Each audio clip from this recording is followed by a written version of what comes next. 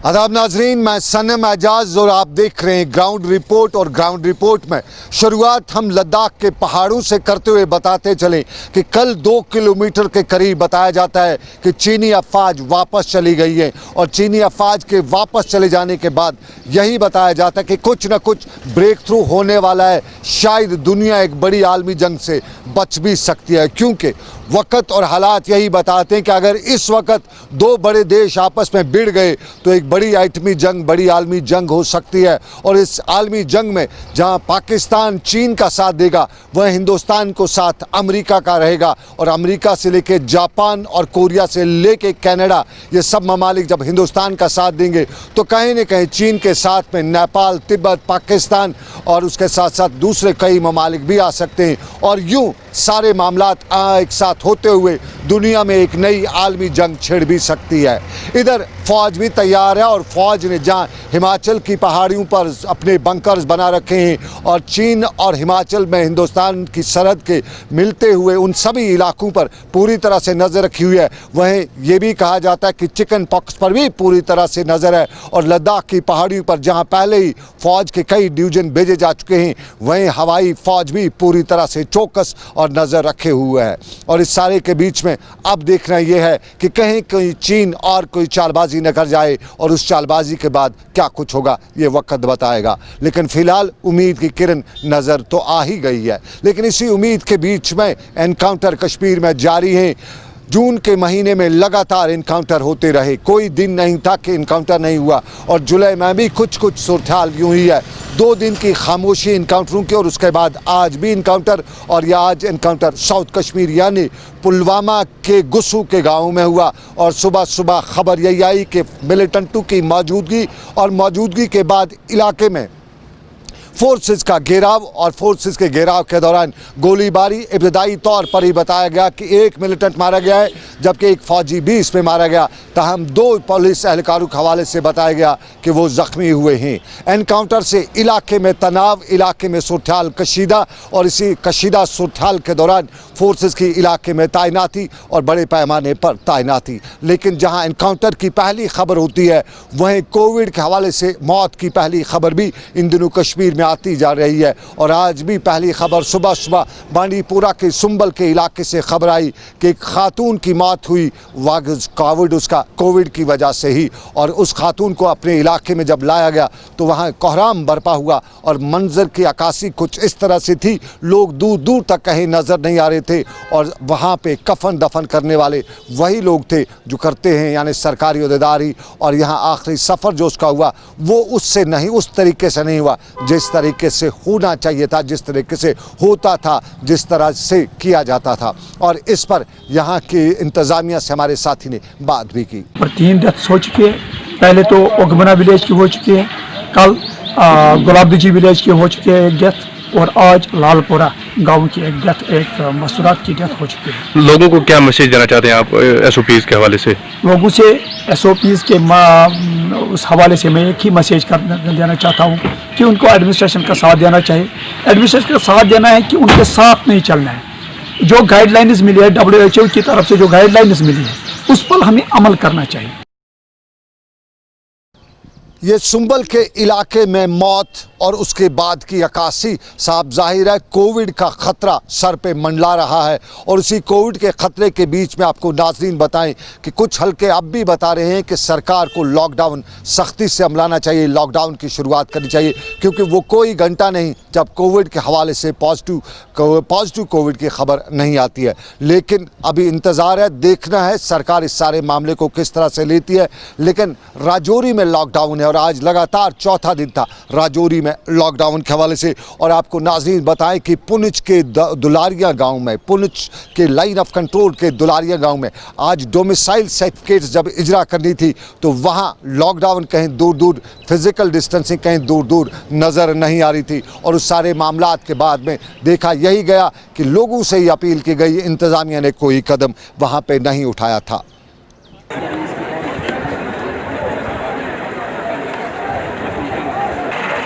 इसका जो है ना, इसका वो नहीं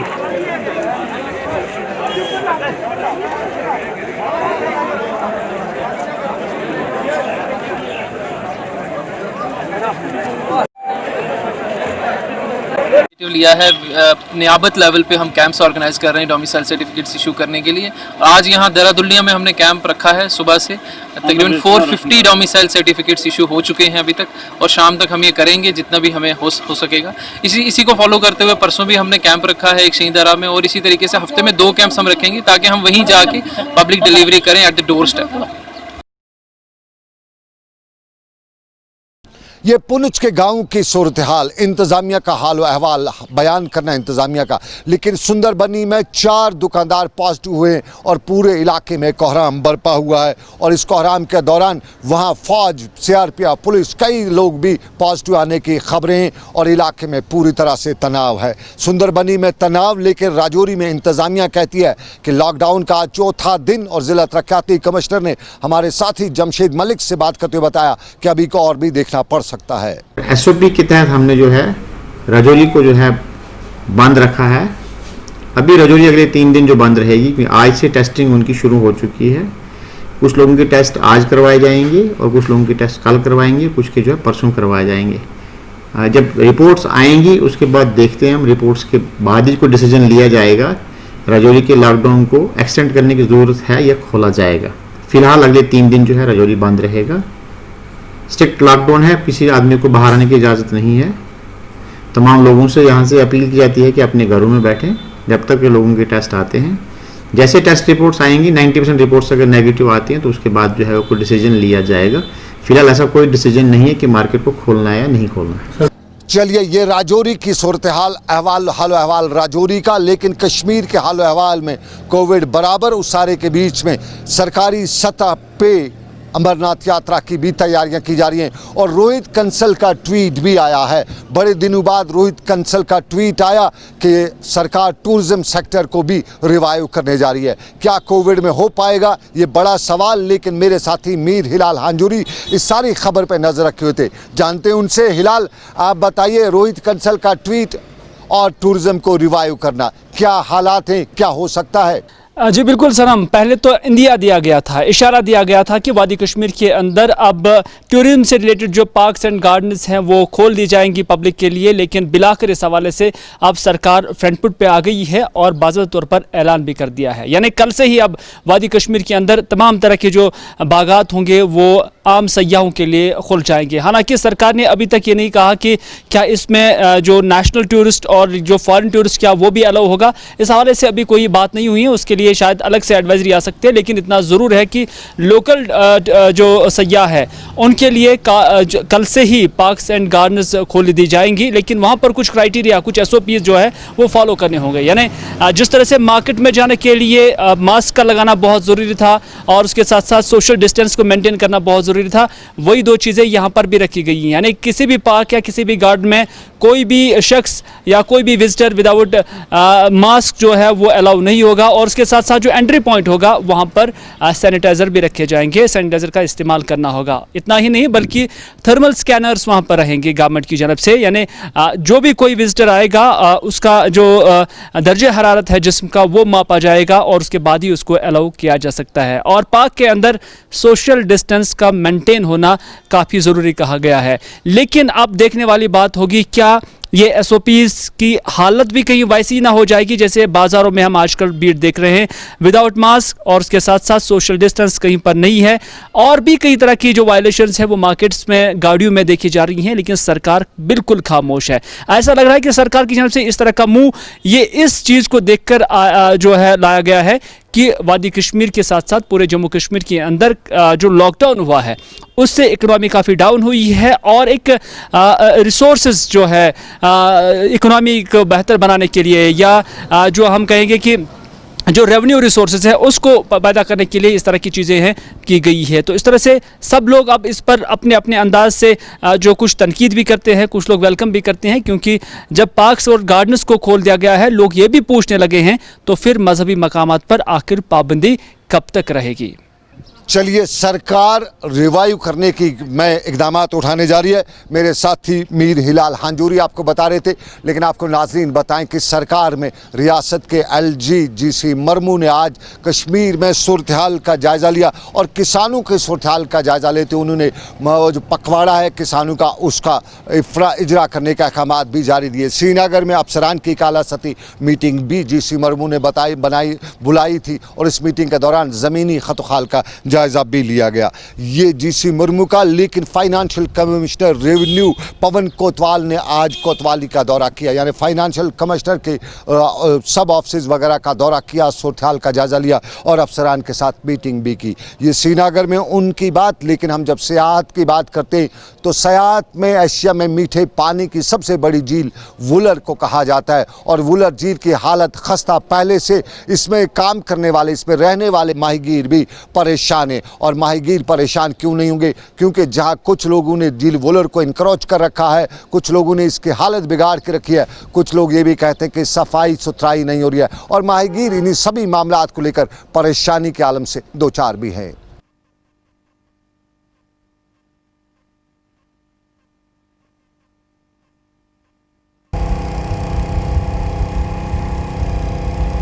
खजर मोहम्मद ये वन निंगल गोट छ वन ये तकरीबन 55 शूल खाली माहीगीर गाड़न बस मान मान फिक्र मज बस 30-35 वोरस कह स्कीम आय ना टप या जाल खाली तन गई पान दिवान पान दिवान मज मज तन गई 2-4 वरी सह गो बंद सह दिवान कहें तकरीबन गई 4 वरी तत पे वोत तरान सह पान दिवान बे टप वप वगैरह वो जन तर कह केस फिशरीज तरफ तथ पे पे योर पोस भरन अड़ वन मुलाजिम 20 सास दिव क्या तान अति त्रो केस तह।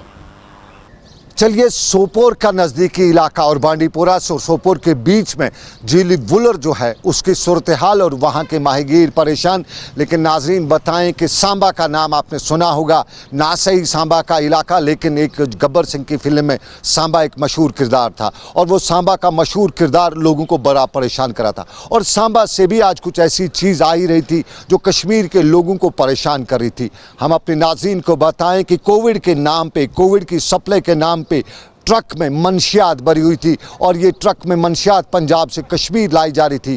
पहले यही कहा जाता था कि कश्मीर से मंशियात जो हैं वो पंजाब भेजी जाती है, लेकिन आज उल्टा हो रहा था। आज सांबा के इलाके से पंजाब से लाई गई मंशियात थी, लेकिन पुलिस ने अपनी मुखबरी का पूरा जाल जो बिछा रखा था और उसी का फ़ायदा उठाते हुए पुलिस ने फ़ौरन इस गाड़ी को रोका, उसकी तलाशी ली और बड़ी तादाद में, बड़ी खपत में ये मंशियात को बरामद किया और यहाँ पर मंशियात का एक बड़ा नेटवर्क जो है उसको तोड़ने में, रोकने में कामयाब हुए। वरना कहा यही जाता कि अगर ये मंशियात कश्मीर पहुंच जाती तो लोगों को एक बड़ी परेशानी हो सकती थी, नौजवान नस्ल तबाह हो सकती थी। और सांबा पुलिस ने बर वक्त कार्रवाई करते हुए इस मंशियात की खपत को बीच रास्ते में ही तोड़ डाला, ब्रेक किया और ब्रेक करने के बाद वहां से उन लोगों को गिरफ्तार भी किया, गाड़ी को जब्त भी किया। लेकिन दिलचस्प बात कि गाड़ी का आगे जो स्टिकर लगा था, बोर्ड लगा था, वो कोविड के नाम की सप्लाई का बोर्ड लगा हुआ था, यानी कोविड के नाम पे लोगों को मंशियात सप्लाई की जा रही थी।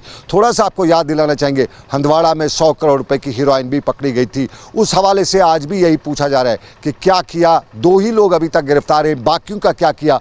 हंदवाड़ा पुलिस से, SSP कुपवाड़ा से लोग यही कहते हैं कि वो प्रेस कॉन्फ्रेंस करके बताए कि कौन लोग उनमें मुलव्वस हैं और किन को गिरफ्तारी हुई है, ताकि 100 करोड़ रुपए की हीरोइन जो है वो एक आम सा मामला नहीं है बल्कि बड़ा मामला है, उस मामले का खुलासा किया जा सके। लेकिन सांबा की पुलिस ने हालात वाक़ात आज के इस मामले के इस तरह बयान किए।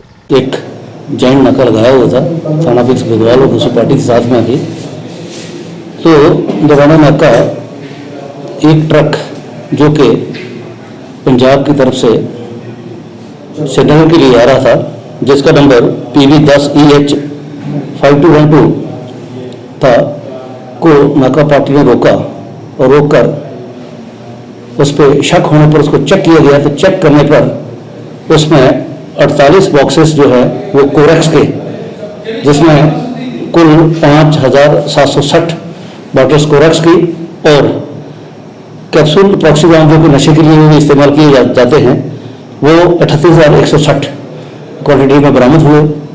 और ड्राइवर ट्रक गुरमीत सिंह सना गुरमीत सिंह जो कि लुधियाना का रहने वाला है, साथ ही उसका जो कंडक्टर के साथ साथ उन दोनों को गिरफ्तार करके बंद हवालात किया गया है और मामला हर्जा में कार्रवाई कानूनी पर्चा चाक करके कार्रवाई शुरू की गई हुई है। तो ये पुलिस की ड्रग्स के खिलाफ छेड़ी हुई एक मुहिम का ही एक और कड़ी है, जिसमें काफ़ी, मैं इसको मानूंगा कि काफ़ी अच्छी जो है ये अचीवमेंट हुई है। चलिए, ये बात सांबा पुलिस की, लेकिन कश्मीर के हालात वाक़ात में आदमी को ठोकरें खाने पे मजबूर होना पड़ता है, अदालतों के लंबे चक्कर लगाने पड़ते हैं। और कुछ लोग ये भी कहते हैं कि कुछ लोग जो ताकतवर होते हैं, जो पैसे वाले होते हैं, वो असर रसूख वाले होते हैं, वो असर रसूख का इस्तेमाल करते हुए गरीब को दर बदर की ठोकरें खाने पे मजबूर करते हैं। ऐसा ही शख्स हमारे पास आता है, बशीर अहमद भट्ट। ये श्रीनगर के जवाहर नगर के इलाके का रहने वाला है और इसका इल्ज़ाम है, इसके पास जो डॉक्यूमेंट्स हैं, इसके पास जो FIR कॉपीज़ हैं, जब हमने उनको देखा तो कहीं ना कहीं मामला संगीन है। इसके लाखों रुपए इससे लिए गए, ऐंठे गए, कभी नौकरी के नाम पे, कभी गैस एजेंसी के नाम पे, और करीबन 20 सालों से ये मुख्तलिफ दफातर के चक्कर काट रहा है, लेकिन इसको ये पैसे वापस भी नहीं मिलते हैं। वो नौकरियां तो तब गई थी, वो गैस कनेक्शन तब गए थे, अब ये पैसे भी मांग रहा है वापस, लेकिन 20 साल, इसका 18 से 20 साल हो गए, ये दर बदर की ठोकरें खा रहा है, लेकिन इसको वापस नहीं मिल रही। और इसके ये सब कुछ करने वाला जो शख्स है, उसका नाम ये बता रहा है कि उसका नाम मोहम्मद अमीन डार वल्द अब्दुल गनी डार साकिन मैदानपुरा लोलाब है। ये आदमी जो लोलाब का रहने वाला है, मोहम्मद अमीन डार वल्द अब्दुल गनी डार, और इल्ज़ाम इसका यह है कि इसने इसके साथ पहले दोस्ती लगाई। ये यहाँ सैनिक बोर्ड में काम करा था और इसको लगा कि शायद बड़ा अफसर है, उसके काम करेगा, इससे पैसे लिए और उसके बाद रसीदें देता गया, लेकिन पैसे आज तक वापस नहीं दिए गए और अब वो मिलता भी नहीं है, कहीं नहीं मिलता है। पुलिस के पास गया और दिलचस्प बात ये भी है कि इसके पास वज़ीर आज़म की भी चिट्ठी है जम्मू कश्मीर पुलिस के नाम कि इस शख्स को इंसाफ दिया जाए, इसके पैसे वसूल किए जाए, लेकिन वज़ीर आज़म की चिट्ठी भी शायद खाना पूरी ही कर रही है सारे मामले में। और यहाँ की पुलिस के हवाले से ये लोग बड़ा सवाल, या ये शख्स बड़े सवाल उठा रहा है कि इंसाफ दिलाने में पुलिस काम नहीं कर रही है। सर ये आया एक दिन मोहम्मद अमीन डार एडिशनल सेक्रेटरी सैनिक बोर्ड में था सर, उसने बोला मेरा केस पीछे है, मेरा मकान खरीद लो 65 लाख में। जब मुझको आता था 1,27 लाख, कह दिया 24 घंटे में होना चाहिए 25 लाख। मैंने हाजी से लिया 15 लाख, दूसरे से 10 लाख उधार दिया 25 लाख, इन्होंने रसीद भी दिया। दूसरे दिन फोन आया, इसके बीवी ने बोला साहब के साथ बात करो। मैंने कहा सर कौन है? कह दिया मैं मुजफ्फर बेग मिनिस्टर बोल रहा हूँ। मैंने कहा सर क्या बात है? कह दिया अब तुझको मकान नहीं मिलेगा, पेट्रोल पंप 2, गैस एजेंसी 2 और मुलाजिम 12 को नौकरी के लिए दे दो, लीक आउट नहीं कर दे। मैंने कहा सर मुझको क्या सबूत है, आप मिनिस्टर में कहाँ से लाएगा? कह दिया आपको जान पहचान है हर एक के साथ, रात को आएगा, दूसरे दिन करदा राठौर और कमांडर अमित कोल, उनके लिए वाजवाना रखना। सर मैंने लाया तो उनको हाथ जोड़ा, 1 महीने का टाइम उन्होंने दिया, फिर 12 लड़कों ने उसको दिया 1.5 लाख, चक्के दिया 3 लाख का। ये बंदा कौन है, ये इसका नाम क्या, कहाँ का? मोहम्मद अमीन डार सैनिक बोर्ड, ये आर्मी में था, रहता था जवाहर नगर 157 में इसका बका। ये मदापुरा लोलाब का है सर। फिर इसने क्या किया, जब 12 लड़के ने पैसा दिया, उनको दिया इसने चक्के 3 लाख का। बैर भी कह दिया बादाम बाग, कह दिया हमारे पास कागज है, लीक आउट करेगा, फैमिली के साथ खत्म करेगा तुझको। फिर दूसरे दे दिया पेट्रोल पंप के लिए ताजा, उसका नाम कागज भी पड़ा, 12 का कागज उसको दिखाया, उसने इसके बीवी के नाम डाला 14 लाख। फिर बाद में कह दिया इनको बोला अगर लीक आउट करेगा इसका फैमिली भी खत्म करेगा। फिर मुझको बोला अगर 14 लाख नहीं देगा 25 लाख गैस एजेंट ये मुलाजिम नहीं लगेगा। मैंने सूद से लिया, मकान एक को दिया मकसूद अहमद को, उसने 10 लाख दिया, ऊपर 14 को दिया 25 लाख। मैं गया SP के पास, IG के पास और ठाकुर फारूक तक इंसाफ मांगने। फिर मैंने कुरान उठाया, इनको भी खुदा ने सजा दिया पूरा। 17 साल से मैं 1 घंटा नींद कर रहे। मैं गया ये डिवीजन कमिश्नर के पास ताबूत बनाया, मैंने कहा साहिल कहेगा 17 साल से मैं रो रहा हूँ, 4 लड़की मैंने लाया, मकान आधा भी सर गया, खत्म, कोई सहारा नहीं चाहिए कि बैंक है 27 लाख।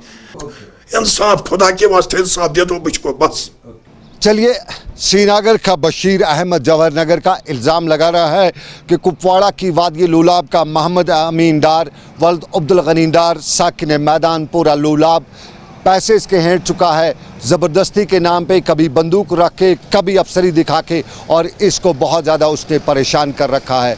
ये एक पहलू ज़िंदगी का। लेकिन इसी पहलू में हमने जब जांच की, हमने लोलाब के मैदापुरा के कुछ दोस्तों से बात की, तो हमें मालूम हुआ कैसे इस शख्स के किस्से बहुत हैं।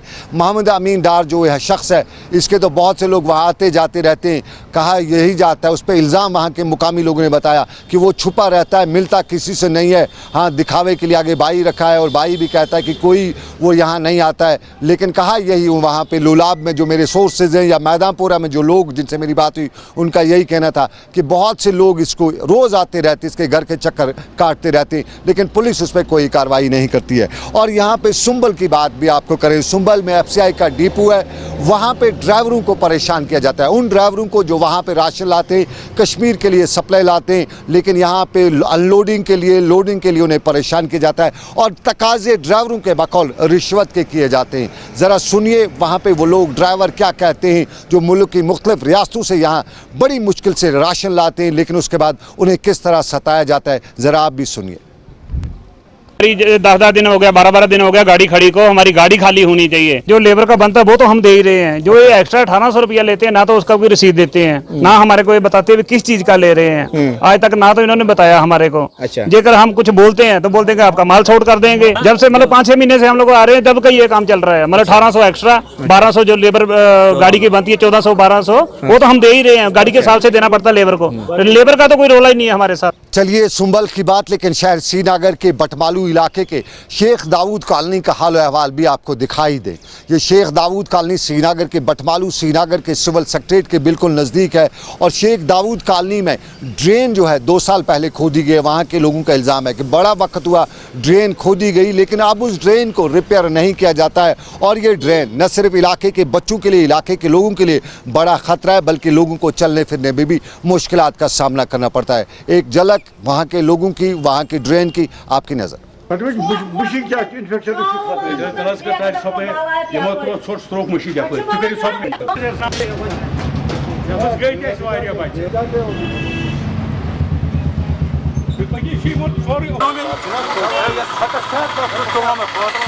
रहते हैं शेख दाऊद कॉलोनी बटमालू में। नवंबर 1 वीक ऑफ नवंबर ये आए हैं JCP लेकर। ये पानी जो है ना ये ब्लॉक होता था बरसात में, फिर हम ड्रेनेज वालों के पास गए हैं हम, तो उन्होंने पूरी वो आते थे हर महीने के बाद सफाई करते, उससे कुछ भी फायदा नहीं हुआ। उसके बाद उन्होंने उठाई स्लैब। हमने अल्ताफ साहब को, एक्जन साहब के पास हम गए, हमने कहा इसका क्या सोल्यूशन है, आपने उठाया स्लैब। उसने कहा आफ्टर 1 मंथ के बाद हम इसमें ऑक्शन ये करेंगे, हम डालेंगे ऊपर स्लैब या जंगला। नवंबर, दिसंबर, जनवरी, फरवरी, मार्च, अप्रैल, मई, जून, जुलाई, उसके बाद हम परसों वहाँ के गए। उसने कहा मैंने फाइल भेजी है ऊपर चीफ को, ड्रेनेज डिपार्टमेंट को। उन्होंने कहा कि हमने भेजी है फाइल कमेटी को। कमेटी के पास गए, वो कहते कि हमारे पास कोई फाइल नहीं है। वो कहते हैं उधर जाओ, वो कहते हैं इधर जाओ। हमारे बच्चे इसमें डूब रहे हैं, हमारी माँ है, हमारी बहन है, हमारा मेहमान यहाँ कोई नहीं आता है। गुलिस्तान न्यूज़ के वसाइल से आपकी मेहरबानी है, ये आपकी मेहरबानी है, ये हमारी जो मांग है ऊपर सरकार तक पहुँचाए। बटमालू के शेख दाऊद कॉलोनी में ड्रेन ख़राब है तो बनिहाल में लोगों पर कहा जाता है कि बिजली डिपार्टमेंट बिजलियां गिराता रहता है। तेज़ हवा चली तो बिजली गुल, और तेज़ हवा के साथ साथ बारिशें हुई तो बिजली गायब। लेकिन बिजली ही इलाके के, बनिहाल के मुख्तलिफ इलाकों की परेशानी नहीं है, वहाँ की सड़कें भी परेशानी का सबब है। इशारा पर अक्सर हादसे होते रहते हैं, लेकिन अंदरूनी सड़कों की हालत खस्ता है। और अंदरूनी सड़कों की हालत खस्ता होने की वजह से जहाँ ट्रांसपोर्ट को परेशानी होती है, वहीं ट्रांसपोर्टर भी मनमानी करते हैं। इन दिनों सरकार ने किराया नोटिफाई कर रखा है, लेकिन सरकार का किराया नोटिफाई करने के बावजूद भी मनमानियां की जाती हैं, उस पे नाप तोल पे कोई अमल नहीं किया जाता है। लेकिन श्रीनगर के सिविल सेक्रेटरीट में आज दूसरा दिन था खुले हुए को, लेकिन आज भी लोग इल्ज़ाम लगा रहे थे, अफसोस का इजहार कर रहे थे कि सेक्रेटरीट तो खुल गया लेकिन आउट ऑफ बाउंड रखा गया है, आम आदमी को वहाँ जाने की इजाज़त नहीं दी जा रही है। उस पर श्रीनगर के सिविल सेक्रेटरीट के बाहर कई लोग नालान भी थे। कहा जाता था कि अंदर जाने से उन्हें रोका जा रहा है और यूँ उनके तरक्याती काम या उनके मसाइल हल नहीं हो पाते। ये श्रीनगर के सिविल सेक्रेटरीट में। लेकिन हंदवाड़ा में आज किसानों के लिए एक तरबियती प्रोग्राम रखा गया था, और इस तरबियती प्रोग्राम के दौरान यहाँ पशुपालन हवाले से जानकारी दी गई और लोगों को बताया गया कि मवेशी पालना तो एक काम है, कार्य सवाब है, लेकिन कार्य सवाब के साथ साथ न सिर्फ आपको रोज़गार ये फराहम करता है बल्कि आपकी मईशत को भी ठीक करता है। ये हंदवाड़ा में आज का तरबियती प्रोग्राम, लेकिन चलते चलते अपने नाज़रीन को बताएं कि रियासत के साबिक़ा IG पुलिस राजा एजाज़ अली की वालदा का कल इंतकाल हुआ है। हमारी पूरी टीम राजा एजाज़ अली के साथ ताज़ियत के इज़हार करते हुए रब कायनात से दुआ गो है कि रब उन्हें करवट जन्नत नसीब करे। तो इसके साथ ही अभी तक का आज का ग्राउंड रिपोर्ट इख्तिताम पजीर हुआ चाहता है। मुझे मेरे साथी आबिद कादिर के साथ दीजिए इजाज़त। ऊपर वाले की रही मर्जी, फिर करेंगे आपसे मुलाकात। आप रखिए अपना ख्याल। अल्लाह हाफिज़।